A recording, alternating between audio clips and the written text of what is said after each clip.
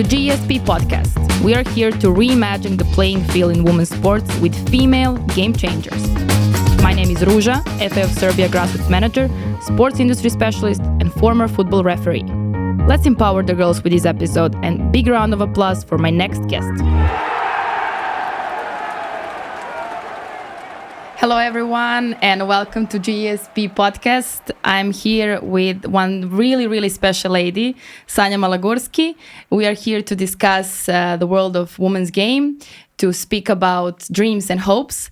But before I give a warm welcome and a word to my special guest, I want to introduce her in a slightly different way than we are used to. So with me today, I have, let's say like this, according to priorities, as I consider.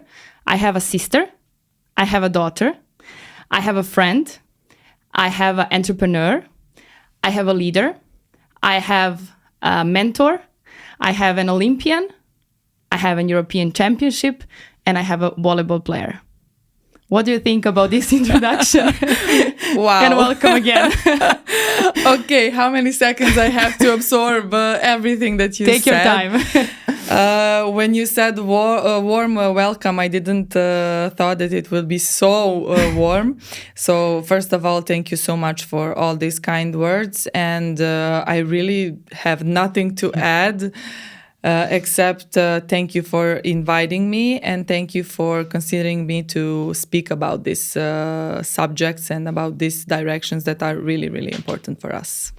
When I was preparing this show from the very beginning, you were always on my mind because of many things, but I will like to go back to the fact that I have put you as a volleyball player on the last place, and I have put you as a sister on the first place. This is not, let's say, unintentional. It's quite intentional because I'm myself also a sister.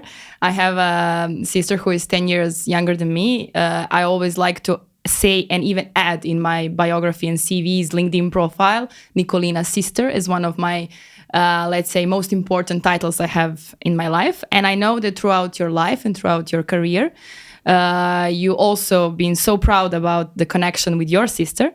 But when we speak about volleyball, it looks like a sisterhood to me. Well, yes, you said this really well. I have one formal sister, let's say.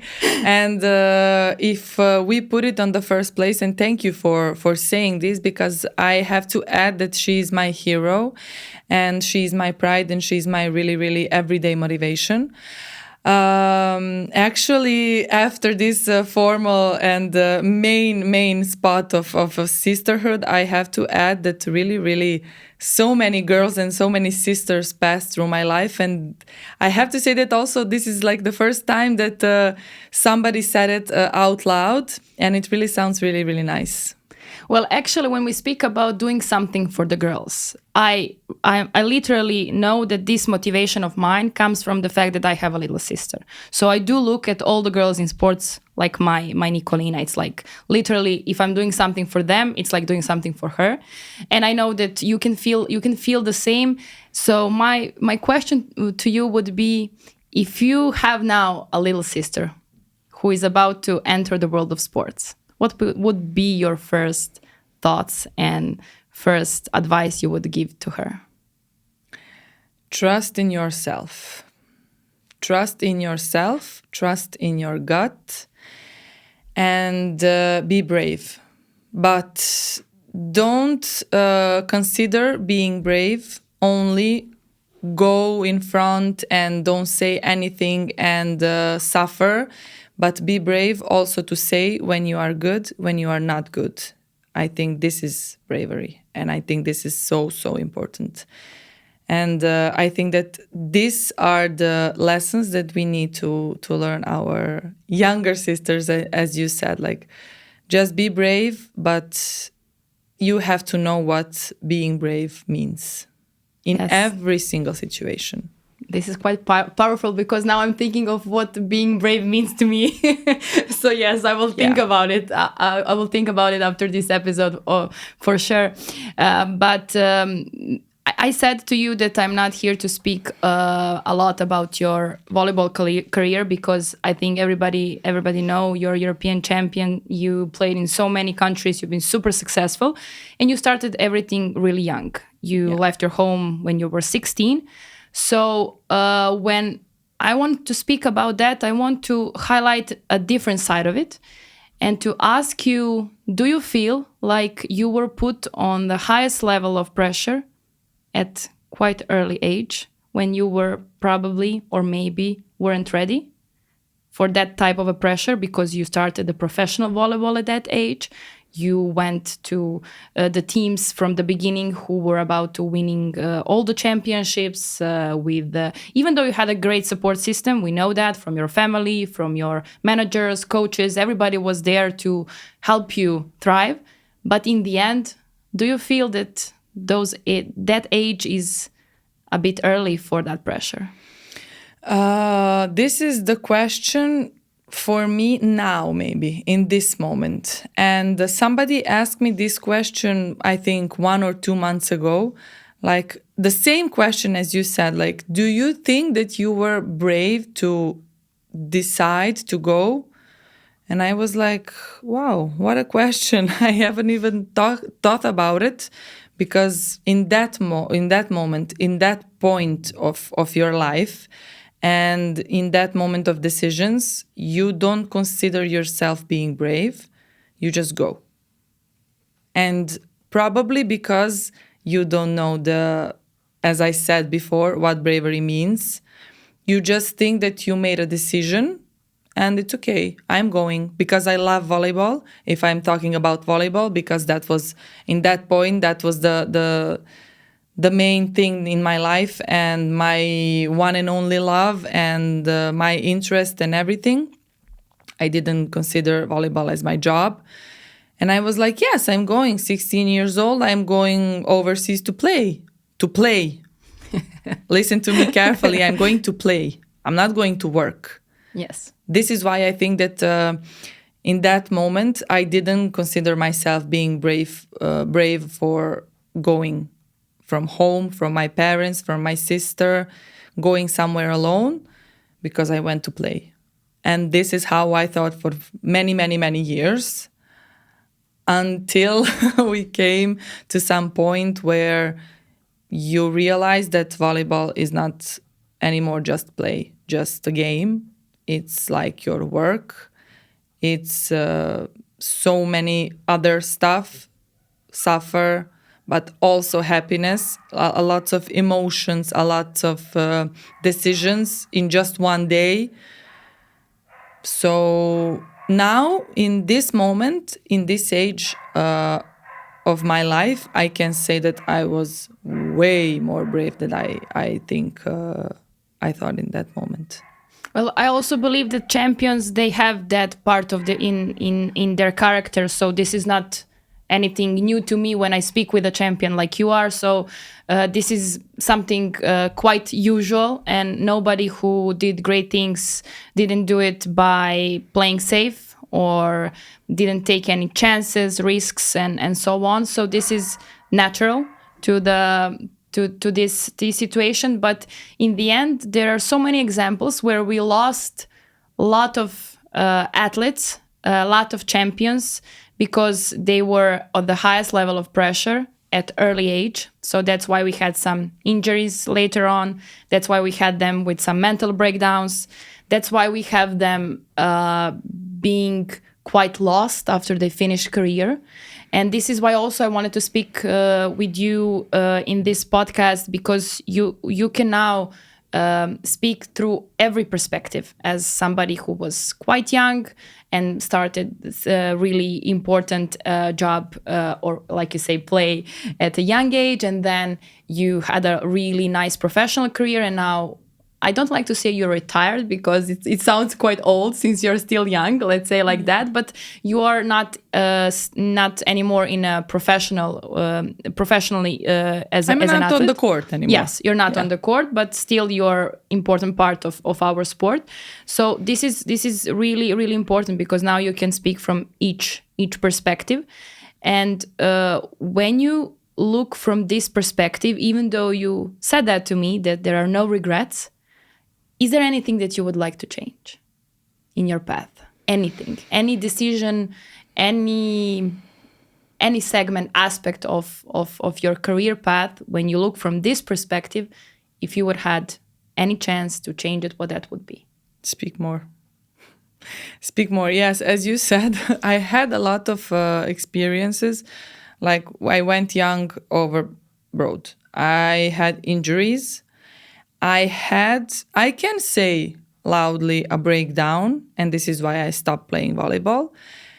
And after this breakdown and after this change, I had a really, really huge identity crisis. So I can speak in all levels.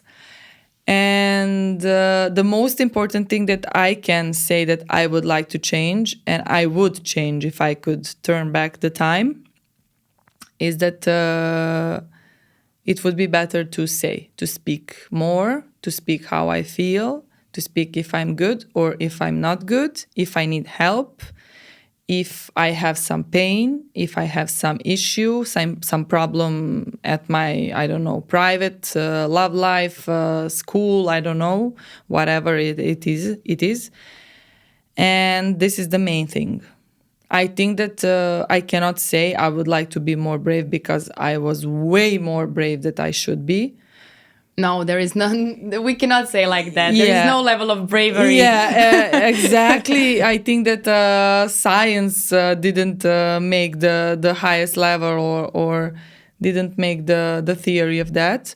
You were out of your comfort zone quite a lot. Yes. And that was, I can say, the bravest thing you could do, because it's not easy to be out of comfort zone. No, it's not.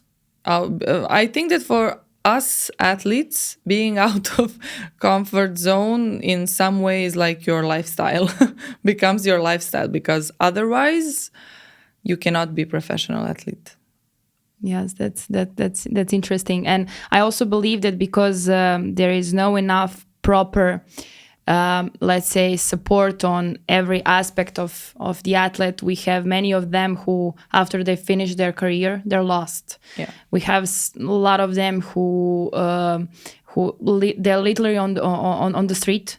So nobody told them how to, let's say, save the money, how to invest the money, when is the right moment to think about career after career. But there was one thing that I always like to say and highlight when I speak with athletes like you were never what you were doing. You were always more than that. But in majority of your life, and probably through the eyes of so many people around you, you were just a volleyball player. Exactly. Even though that just doesn't mean anything small or low, it's a quite high, because next to your just, there are so many medals and titles and everything. But in the end, you were always more than that. And when did you realize that you're more than a player?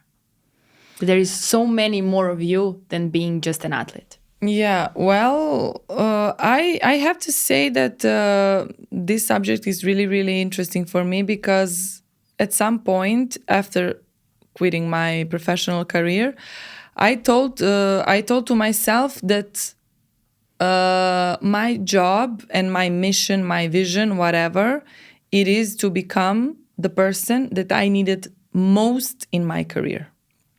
Luckily, I had my family always by my side. Being 16 and deciding to go out of my home, out of my comfort zone, I had my parents and my sister saying to me, "Go, we are here." I had a good manager. She was leading my career and she was really taking care of me.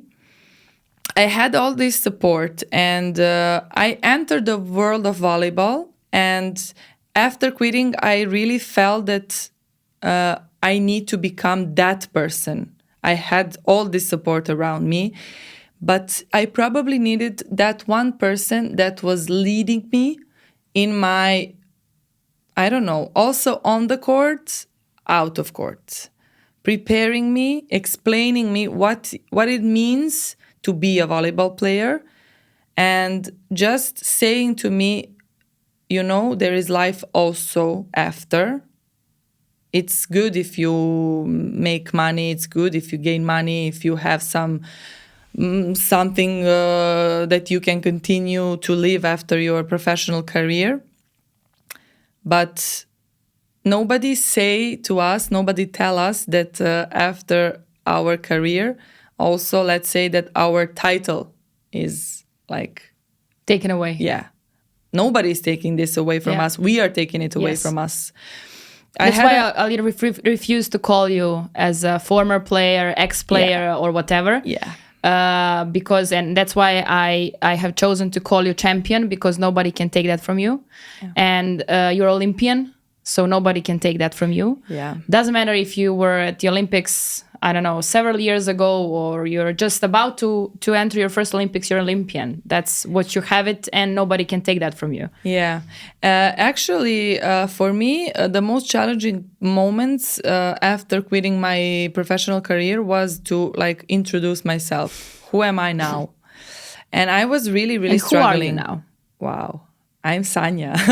And now in this moment, I'm just a happy girl that is really on that point of her life where I am changing something inside of me and outside. Because as I said, my mission and my vision is way more big than I am. And this is what I want to transfer to the world. I consider myself and all the athletes of this world people that have something to give to the world, because the experience that we learn, the lessons that we learn during our career cannot be found in books.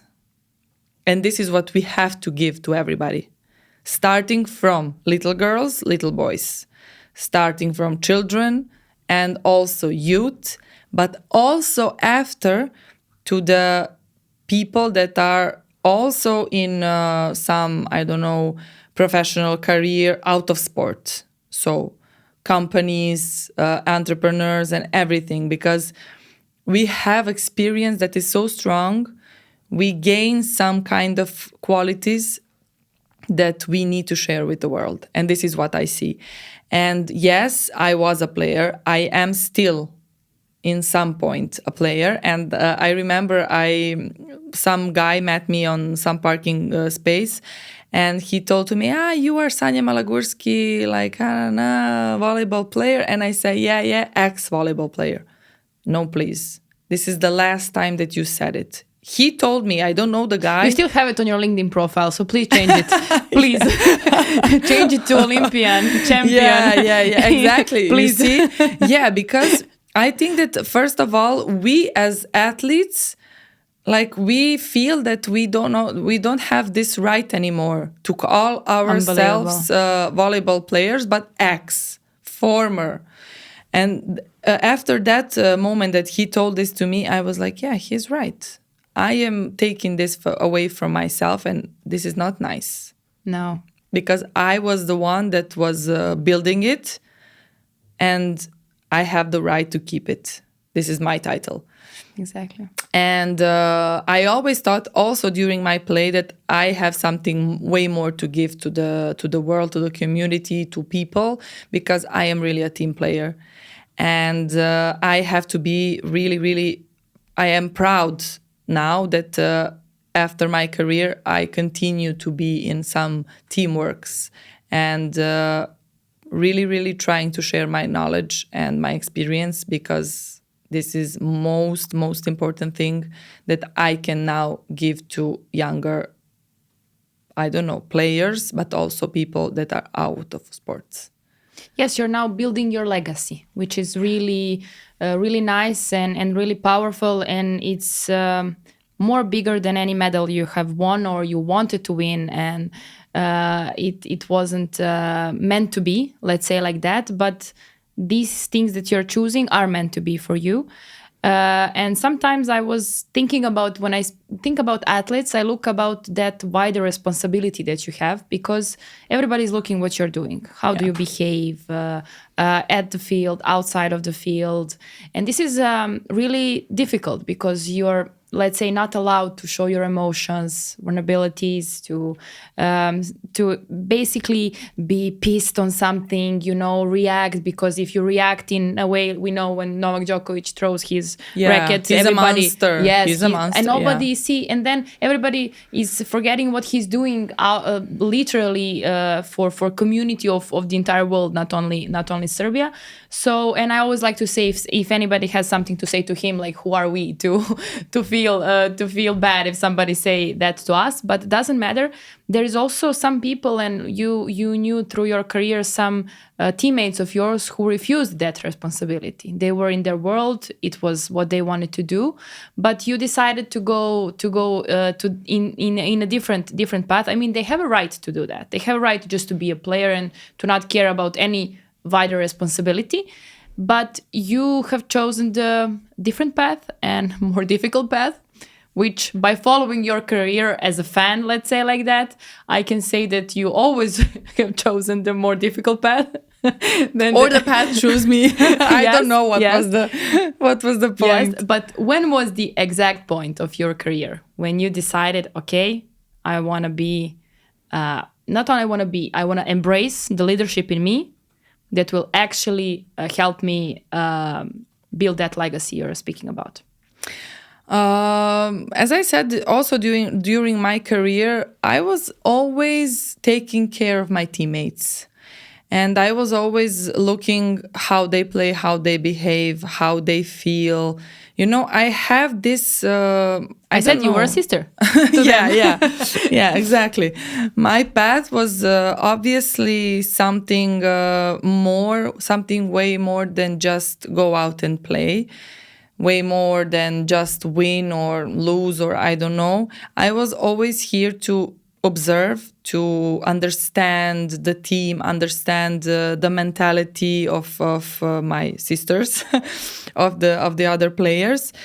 And during my career, I have to be honest, I didn't think about it so much. But after career... But it was natural, obviously. Yeah, exactly. It was like a natural path that I was just starting to follow and to live, I have to say. And then after quitting, after going out of court forever, it just came naturally to me because I am really, really... I like so many things. I am a person that cannot be settled. I am a Gemini, so if we speak about this, I need to be in some fun, in some natural multitasker. Yeah, those tabs on your web browser. I think I have around 100 open.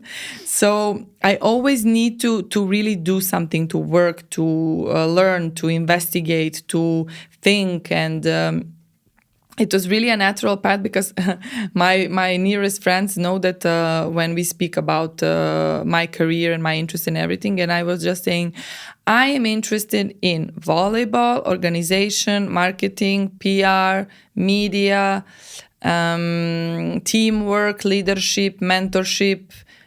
And I know that one day I will put everything together in one. I don't know how it will be called. Well, actually, you're doing it through yourself at the moment. Exactly. Because when we see you having your brand, your clothing brand, so we have entrepreneurial part of your side, and by being entrepreneur, it means you're doing everything, like marketing, logistics, whatever it takes. Yeah. And then we have you as a mentor who is now helping the younger generations and everything. So the mentorship is there. We have you who educating herself for doing some marketing, some PR, and so on. You were a manager of a team, so there is a management. So basically, if there is one thing that connects it all, it's yourself. Yeah, you said it really good because in one point, it's really, really important to put it all together because, sometimes being in a circle of people where all of them have titles, is if we speak about entrepreneurs, if we speak about people that are in some companies or having some kind of business, for me, it was really difficult because I'm not a CEO. I'm not a director. Yeah, but it's we consider it in the other way, Well, and this is something I definitely have to stop you and to share with you one anecdote that will maybe help you look at that in a different way. I had a chance to reach the FIFA World Cup in 2018. I was doing some marketing job at the World Cup in Russia, and it's the highest championship I can work at when we speak about football. And instead of being super happy that I was there in the age of, I don't know, 20-something, 26, 28, I don't remember what it was, I was looking for the flaws of my success. And then I was telling myself, yeah, but you're not here from the FIFA perspective. Nobody from FIFA actually called you to work here. You're here as an external person, as somebody who is just, let's say, having a contract and doing this event from a side. But still, I was part of the event. So it's like with you at the moment, you're CEO. Doesn't matter if your company is just your family. So if only them are participating, you're still CEO. Thank you for sharing this because if you look from the perspective of, let's say, a multinational company or whatever, neither I am a CEO or neither you are. But if you look from your own perspective, you're literally everything you dreamed of to be. Yeah. Yeah. So maybe to try looking at Sanja as a CEO. Nothing to add. No, this is really, really nice that you said, because I really agree with you, because we are the best friends for ourselves, but also the worst enemies. We're so cruel to ourselves. Yeah. And the thing that I learned in last maybe year or two is that I need to have all my achievements after my career in one paper. So I put in my dining room, I put a huge paper on the wall and I wrote it everything. From being... Do you have being a sister, daughter, friend there? No. So please add it today. I will add it, yeah. I will add it. But, starting from being this team manager in Red Star, that was really the most beautiful work for me, and the position that I really, really think that every team needs to have a former volleyball player or former player of whatever sport it is in their team, because we really can understand all the perspectives that one team needs. Yeah. So after this, making my own brand that really gives a huge impact and a really, really strong message to all the girls and all the women that are buying my brand. Just for those who, since we are being listened also abroad, not only in Serbia, let's mention that the tracksuits that could be buy at your company can be personalized. So you can basically put your initials and you can make it your own. Exactly. Which is really a message behind the message that I really like. And also it's everyday clothing, which is also really nice, because in some way it sends the message you're good as you are every day, not only in one day or in one occasion. And that initials or a small detail that we put for you, it means that this is only yours. And you own it and you give the energy for it, because I wanted to show to the girls what was it like for me to wear my jersey or my t-shirt with my name or with my number on it, because it's really special. You can buy a basic t-shirt, you can buy a basic tracksuit. This is not a problem. I'm not inventing something new, but I am giving you my love, my energy, and my purpose. So I think it's unique. Definitely it is. It is unique. So after this brand, also I joined here in Serbia the community that is working together with UNICEF, and they are really leading youth to I am basically a mentor to them to win some kind of projects, to find solution in creative ways. So this is really, really interesting for me. And also the last, but not least, and not final, because God knows what's going to be next. Yeah, we are just beginning. I have found a community here in Serbia, and the name is Female Net. And this is the community that has a really, really huge potential. And I think that the world will be really, really, the world will get to know this community soon, because I've met really, really amazing women, and I feel great there because I can do everything that I told you before. I find myself in a community where I can empower others, where others can empower me, and we can grow together. And I can learn a lot, because in this point, this is really, really important for me now, because I understand that I have experience from sport. I have experience from some other school or something, some, I don't know, seminars and other stuff that I was learning. But also now I am really gaining a huge knowledge from the women and from women that are in this community, because they are really successful. They are ready to share everything they learn, and they are ready to hear me. And I think this is so important, because I don't know if we are putting so much attention to the importance of putting together women from sport and women from business. From my perspective, to be honest, I was really afraid of this other world, business world, because I thought that we don't know anything, because we didn't finish this college, or we didn't finish this school, So or we not true. didn't do, yeah. But then I entered this world, and I understood. And you realize you belong there. Exactly. And I realized that people from business look at us like we are gods. Exactly. And this was really, really big lesson for me, because I understood that, okay, this is not true, because before I was thinking that we have nothing to do with business. But then I stop and think, okay, but every company, every business is basing their marketing on sport.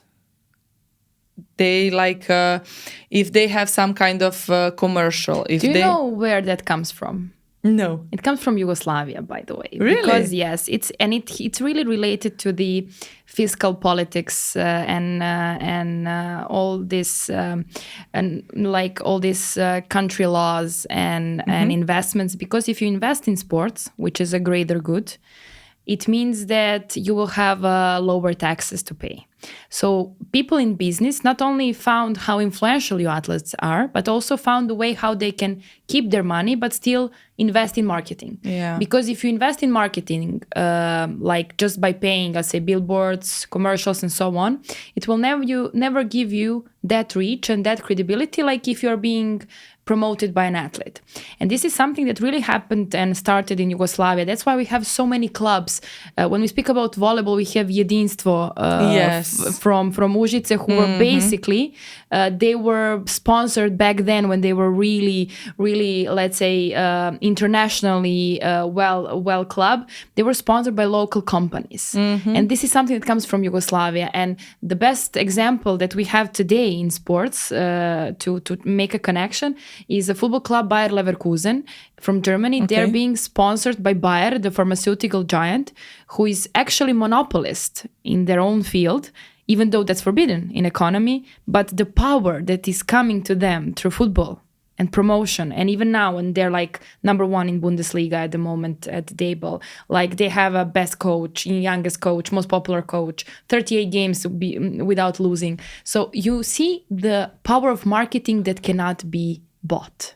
And this is something that is there through you. For example, I remember, and not remember, even now, I mean, our Serbian national volleyball female team, even men, but let's speak about female, is one of the most successful female teams in Europe. Not only Serbian teams, world, yes, but let's speak to from this European perspective, especially because we're being co-funded by the European Union. Okay. So when we speak about it, whomever was connected to you girls was promoted beyond any money they would put in marketing. And this is because we, let's say, normal people, regular people, we trust you because we know how much discipline you put in your work. We know that sport is still something good with a proper, let's say, foundation in terms of motivation of entering you in volleyball wasn't, I want to, let's say, live in Brazil. Road led you to Brazil. Yeah.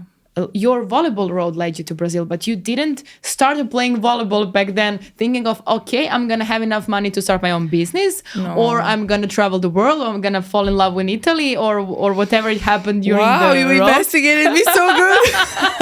I have nothing else to say.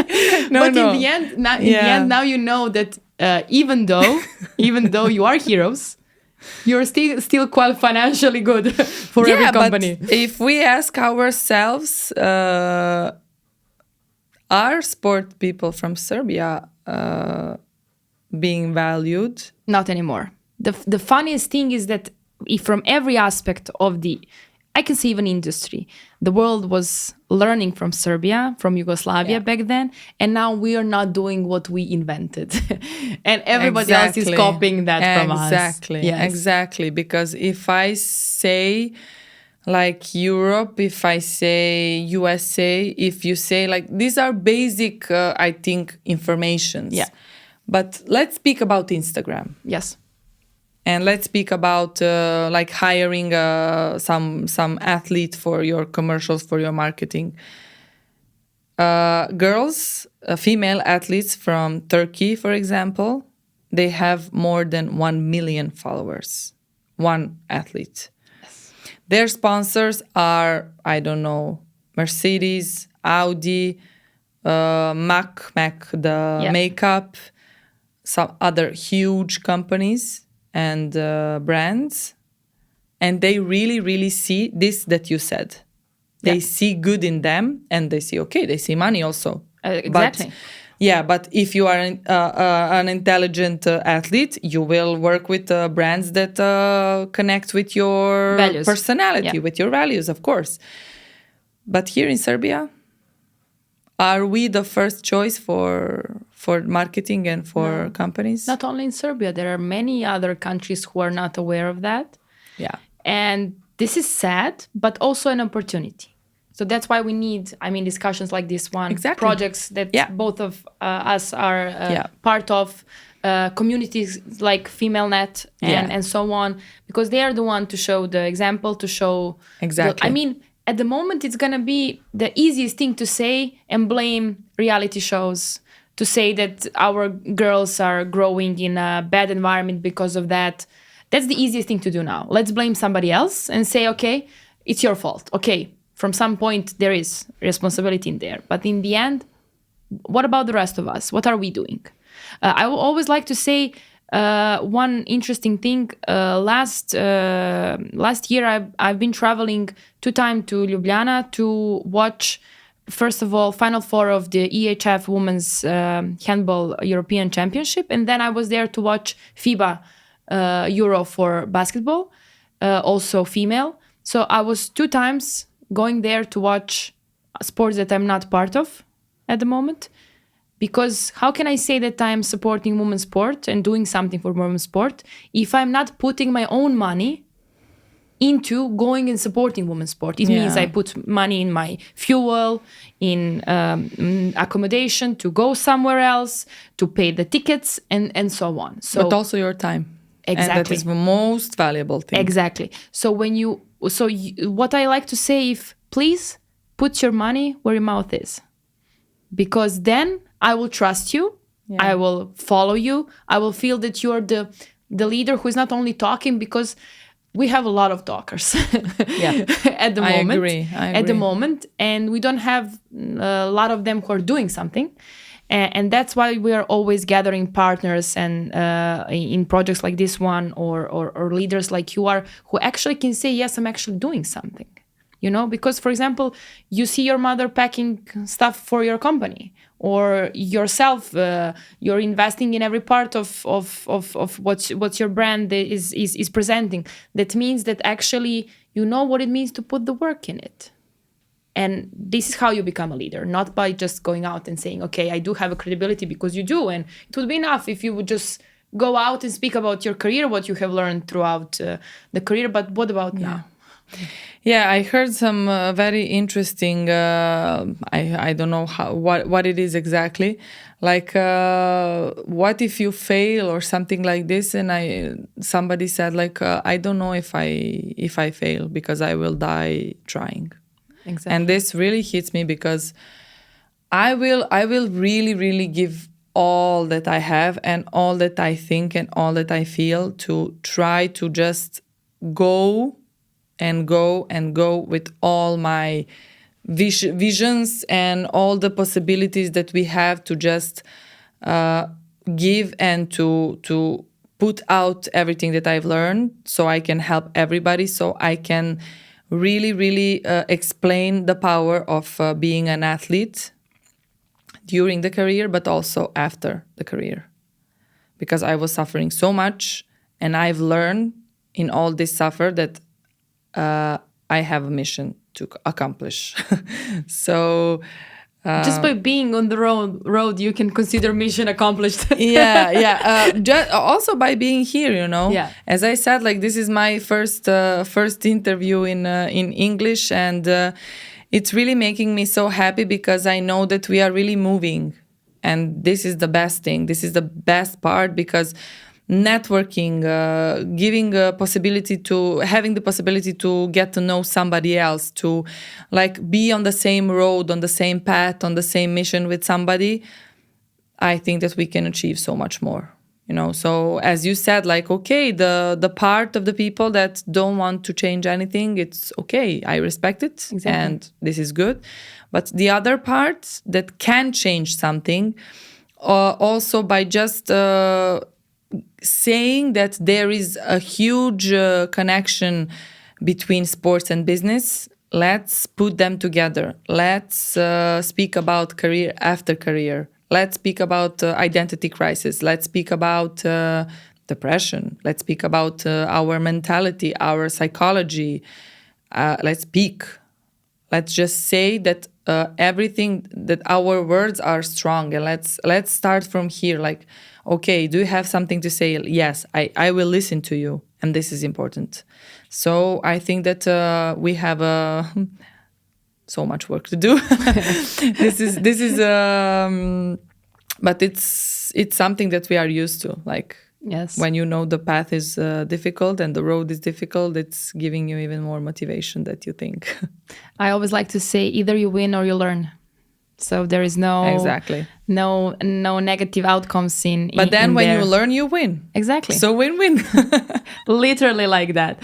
Well, with this high winning level, I will conclude this episode, because I believe you and I we can talk hours about not only this topic but many topics that are really important. But the takes I can have from this episode for all the girls and ladies listening would be, as you can see, no matter what you did, you can still start a new road.